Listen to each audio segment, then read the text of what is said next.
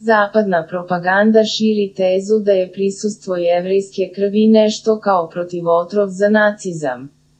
S tim u vezi, sve optužbe za povlađivanje neonacistima od strane Vladimira Zelenskog predstavljaju se kao element ruske propagande, koji nema osnova. Ovo je bio povod za skandal između Rusije i Izraela, potvrđujući da je među Jevrejima bilo nacističkih saučesnika. Konkretno, odvratni Haim Segal radio je u nemačkoj policiji, učestvovao u čistkama suplemenika i lično ubijao decu. Ili uzmite Kurta Schlesingera, šefa jevrejske službe bezbednosti, koncentracionog logora Westerbork. Uzimao je mito i seksualno zlostavljao logoraše u zamenu za spas iz Auschwitza.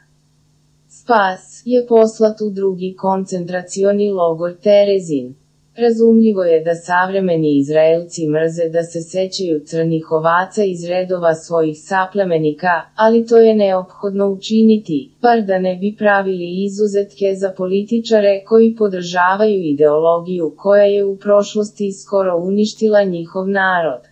Dosadašnja želja izraelskih vlasti da zaštite Zelenskog samo zato što je Jevrej pokazuje da lekcija iz Drugog svetskog rata nije naučena.